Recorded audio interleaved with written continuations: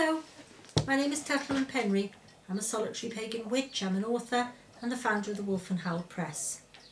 And the strange noise you can hear possibly in the background is little Ord is cleaning Noah's ears. So hopefully they will stay nice and quiet throughout this little chat. And today's little chat is, are we born witches or can we become a witch? And what prompted this little talk, it's quite topical actually, which is unusual for me, was that the singer Adele, apparently, according to certain journalists, announced that she was thinking of becoming a witch. And this has prompted quite a lively discussion all over the internet. And I think basically people are divided. Can you become a witch? And are you born a witch? I mean, let's leave Adele out of it now. We know about her because she is a high-profile, famous celebrity. But this is a thing that, a query that faces a number of people on a fairly regular basis, if my postbox is anything to go by. And what happens is that they think to themselves, I think I'd like to be a witch, or I think I might be a witch, and I have actually done videos on this subject before. And then, unfortunately, they come up against people who say, oh, no, you're either born a witch or you're not. And I have a problem to that. Everybody is entitled to their opinion. Here's mine. I think we are born, hopefully, human beings with a reasonable amount of compassion and empathy towards others, a reasonable aptitude for learning. And I think it's absolutely impossible to say that someone is born a witch. Or the alternative is that we are all born witches. There we are, level the playing field. We are all born witches. But some of us may choose to go a bit further, and some of us may not. Some of us may find a different path which suits us better. And to me, that's fine. I really wouldn't worry too much. I certainly wouldn't lose any sleep over it. You know, whether we're born a witch or whether we can become a witch.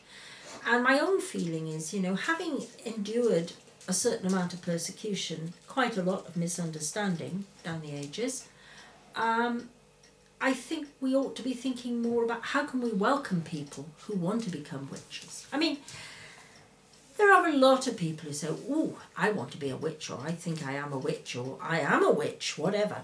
But it stops there. Do you know what I mean? It goes no further. They come out with something, it's a nice sound bite, and that's the end of it. They don't actually do anything about it. And I think if we do want to become witches, if we do feel called, if you like, it might be a vocation, who knows? But I think if we do want to be a witch, then surely, you know, the others who consider themselves witches should be a little more welcoming. I don't mean we have to run at them. Noah has just turned up. Can you see him? Oh, I thought you might. What is all this, Mum, he says. I'll come back to this in a minute. What is all this, Mummy, he said. I'm so excited. Is this my best side? You've got no best side. Noah, they're all best sides. You're beautiful. Right, will you be a good boy now? Let me get on with this. Right. So what I was saying was, I think that those of us who consider ourselves witches, who consider ourselves lineaged witches or experienced witches, I'm not a lineaged witch, by the way, that's not the path I took, but those of us, Noah, get down, you're going to put the camera in orbit, those of us who consider that we are witches, bona fide witches if you like, I think we owe it to those who are starting upon their path to at least give them a little encouragement. I don't mean we have to run at them and embrace them and drag them into the nearest coven. It doesn't work like that anyway. But I do think we should be a little more encouraging. At least talk to them about it. At least encourage them when they have questions and answer their questions. You know, we all have a responsibility there. Rather than putting them down and saying, oh, no, you've got to be born a witch. Oh, right, that's the rest of humanity all out of the window then. We are born human beings. We may be born witches. But it doesn't stop people becoming. You know, it's a bit like playing the piano now. People who know me well know that music was really my very first love, and I I played the piano, played other instruments as well, but the piano was always my great favourite. I can't play anymore, unfortunately. But I've got hair in my mouth now from nowhere. And when I played sometimes, you know, when you're in your teens and you have people say, oh, you're so lucky to be able to play the piano. And I'd be sitting there thinking, what? Lucky? Do they have any idea how many hours I spend every day practicing my scales, practicing pieces, practicing exercises? And it's the same with many things we pursue. We are not born musicians. We may have an aptitude, but we are not born musicians.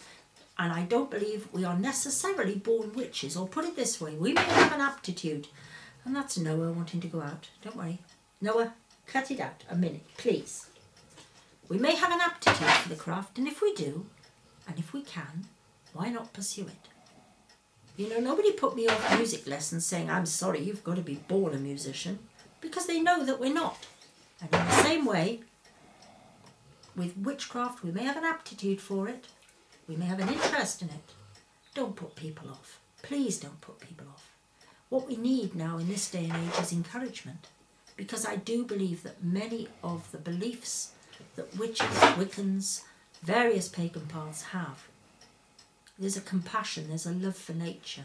And when we see what's happening to the world around us, I think the world needs that more than ever.